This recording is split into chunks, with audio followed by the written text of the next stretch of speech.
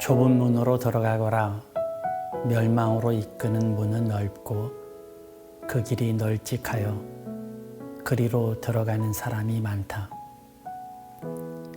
생명으로 이끄는 문은 너무나도 좁고 그 길이 비좁아서 그것을 찾는 사람이 적다.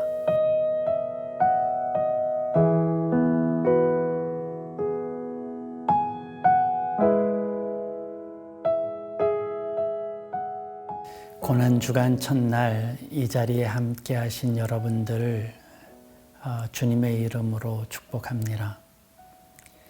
기독교 절기상 우리는 부활절 전주간을 고난주간으로 보내죠. 이는 우리를 대속하기 위해 십자가를 지시고 골고다를 오르시는 주님의 희생을 기억하기 위함입니다. 매년 우리는 그 절기를 지켰는데요. 그러나 그렇다고 우리가 2000년 전 그 주님의 고난을 상고하는 것으로 이 절기를 지키는 것은 아닙니다. 우리가 이 고난주간을 지키는 이유는 주님을 따라 우리도 그 고난에 동참하고 거룩하신 주님의 은혜와 사랑을 우리의 삶의 자리에서 실현코자 하는 데 있습니다.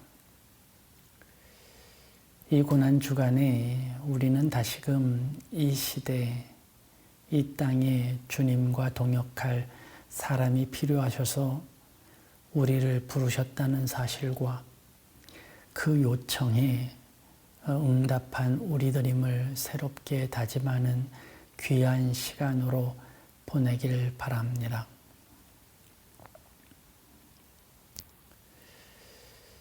경제학에서 기회 비용의 원칙이라는 것이 있습니다. 한마디로 말하면 모든 선택에는 포기가 있다는 말입니다.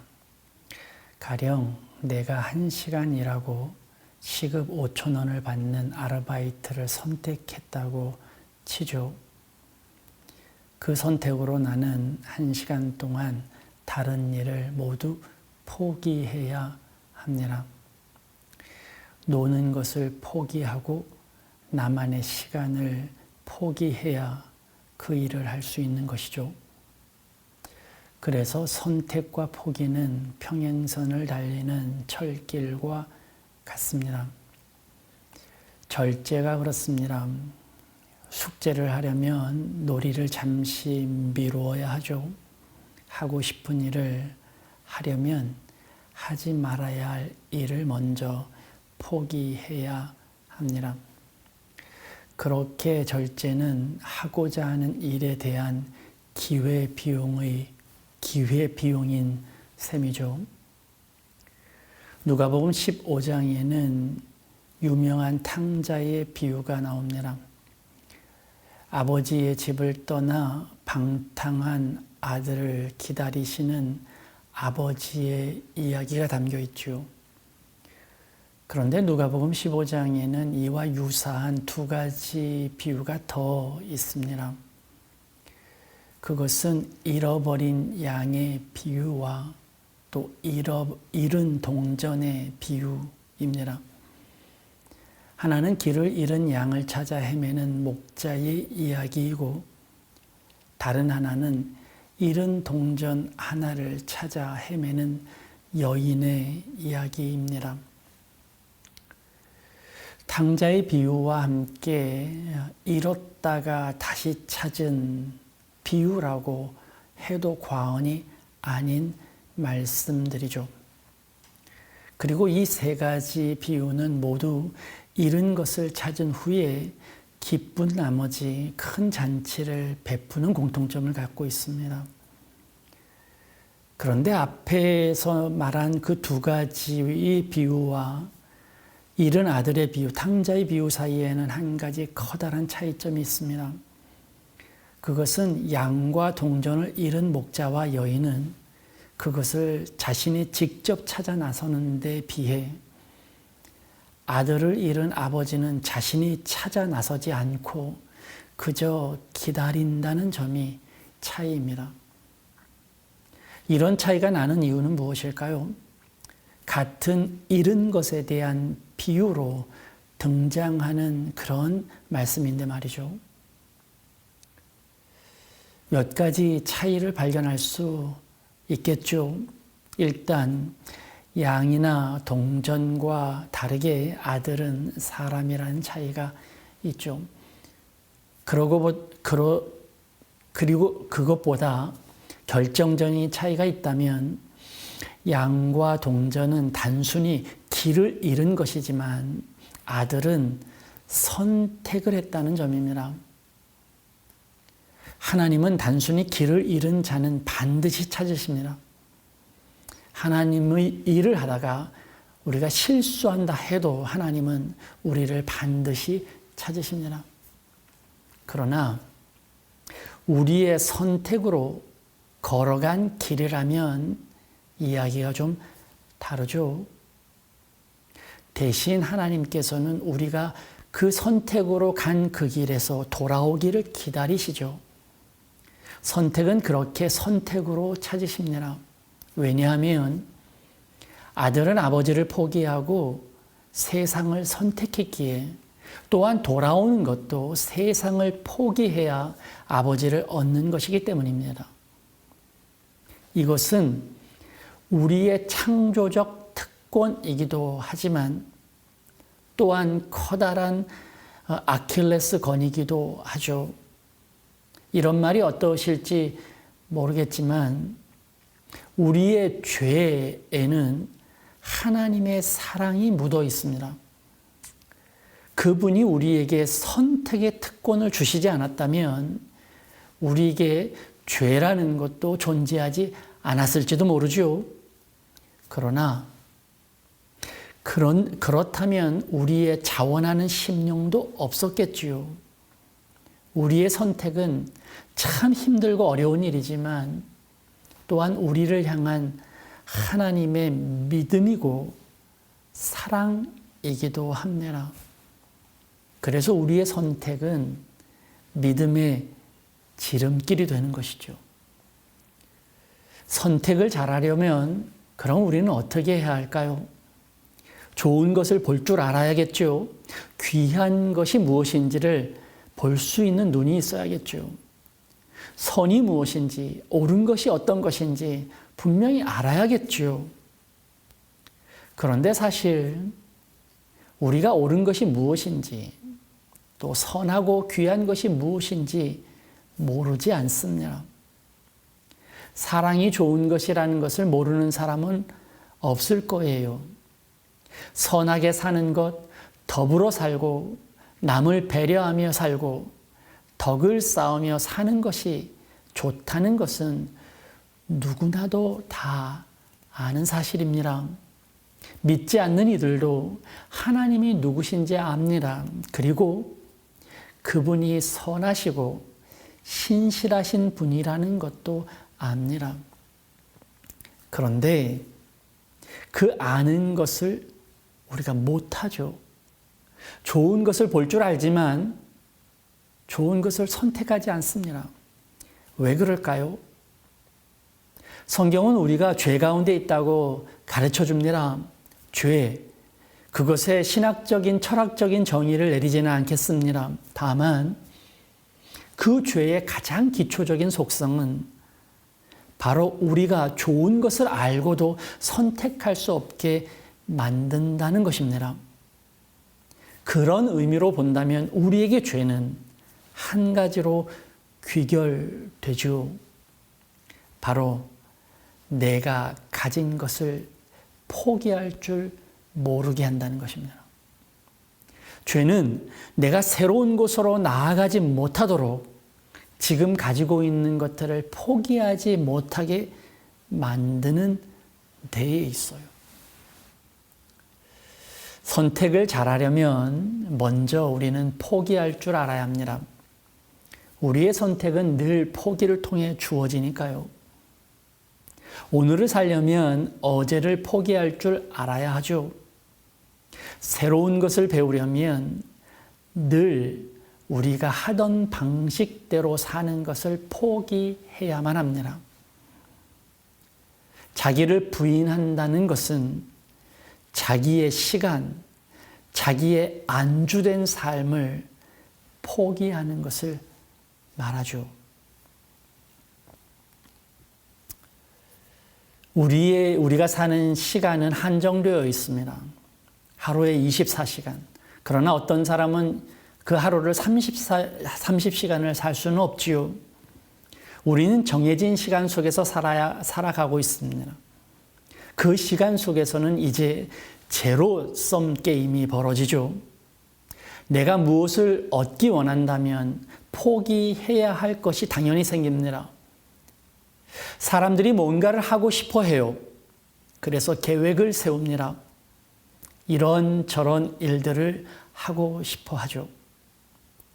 일반적으로 보면 더 좋은 능력을 배양하고 싶어 하고 실력을 더 쌓고 싶어 하는 사람들이 많습니다. 신앙적으로도 그래요. 더 깊은 영성에 이르려고 하죠. 그런 마음을 우리는 다 갖습니다. 그런데 그게 잘 안 되죠. 계획을 세웠는데 마음 먹었는데 그것이 잘 안 됩니다. 왜 그럴까요? 순서가 잘못되었기 때문입니다. 우리가 새로운 일을 하거나 어떤 계획을 가졌다면 내가 해야 할 일들 또 내가 성취해야 할 목표들보다 먼저 우리가 알고 적어두어야 할 것들이 있습니다. 그것은 바로 내가 하지 말아야 할 것들, 내가 버려야 할 것들입니다. 나는 이미 24시간을 살고 있습니다. 지금까지 그렇게 살아왔습니다. 거기에 새로운 것들을 하려면 시간이 필요하죠. 어디서 시간을 끌어와야 할까요? 시간은 늘어날 수가 없잖아요. 당연히 내가 살던 삶의 패턴에서 시간을 끌어와야 합니다. 내가 익숙한 것들을 포기해야 새로운 것을 심을 자리가 생긴다는 말이죠. 우리가 믿음을 갖기 위해서 먼저 회개가 필요한 이유가 있습니다. 나의 성을 무너뜨리지 않으면 새로운 성을 지을 수가 없기 때문입니다. 내가 죄인임을 고백하고 스스로의 왕좌에서 내려와야 그 자리에 주님이 주인 되실 수 있습니다. 2000년 전 오늘 예수님은 하늘의 보좌를 포기하셨습니다. 그 포기로 말미암아 우리에게는 구원의 길이 열렸습니다. 넓은 길을 포기하면 좁은 길도 길이라는 사실을 알게 되고요. 넓은 문을 포기하면 좁은 문도 문이라는 사실을 알게 됩니다. 성경은 좁은 문은 크고 널찍해서 가는 사람들이 많았다고 했습니다. 넓지만 경쟁률도 세다는 이야기입니다. 그러나 좁은 문은 좁아서 가는 사람이 적어 한적하다고 하죠. 더욱이 그 문은 생명으로 이끈다고 했습니다. 넓다는 크기에 압도되어 꾸는 허황된 꿈을 포기하면 생명의 문이 보입니다. 거기에 길이 있습니다. 여러분의 것을 포기하면 하나님의 길이 보입니다. 나를 채웠던 시간을 포기해야 새로운 시간을 만들 수 있는 거예요. 포기할 줄 아는 용기에서 믿음이 시작됩니다. 됩니다. 오늘 고난주간 첫날 우리 이렇게 기도하면 어떨까 싶어요. 어떤 이들은 실력을 갖기 원하고 더 깊은 지식이 들어가기 원하죠. 그런데 자신이 늘 가져왔던 습관들, 낮잠, 핸드폰, 게임 등 자신이 하고 싶은 것들은 다 합니다. 하나도 포기하지 않고 더 나은 사람이 되길 바라죠. 그렇다면 어떨까요? 장성한 분량에 이르는 영성을 바라고 하나님의 축복과 기적이 넘쳐나는 인생을 살고 싶어하는 이들도 있어요. 그런데 그들이 늘 입버릇처럼 했던 부정적이고 불평스러운 말들, 적개심과 분노 등을 바꿀 생각은 전혀 없어 합니다. 그러면서 주님이 내 마음에 거하기를 원하죠. 만약 그렇다면, 그런다고 하면 어떻겠습니까? 그래서 오늘 우리는 이렇게 기도하면 좋겠어요. 주님을 얻기 위해 나의 시간을 포기할 줄 알게 해달라고 말이죠. 더 깊은 자리로 들어가기 위해 지금 채워져 있는 나의 습관과 시간들에 만족하며 안주하는 마음을 포기할 줄 알게 해달라고 말입니다. 저는 이 짧은 기도 시간 동안 여러분들이 구체적으로 기도하셨으면 좋겠습니다. 나의 시간을 채웠던 것들 가운데 내가 포기할 것들을 주님 앞에 고백했으면 좋겠습니다. 주님의 마음을 채우기 위해 내 마음을 그동안 채웠던 것들 중에 내가 오늘 포기하기로 원하는 것들을 주님 앞에 한번 고백해 보세요. 그렇게 구체적으로 오늘 이 기도의 시간을 채워보세요. 새로운 삶의 도전을 위해서 이전의 것들 중 포기할 것들을 이 시간에 정리해 보세요. 이 기도 시간을 그렇게 채워보세요. 이 시간 내가 하지 말아야 할 것들, 포기해야 할 것들을 주님 앞에 내어드리면서 우리의 기도의 자리로 가십시다. 우리가 버린 만큼 우리가 포기한 그 시간과 그 마음에 주님의 선하신 은혜가 채워지길 간절히 기도합니다.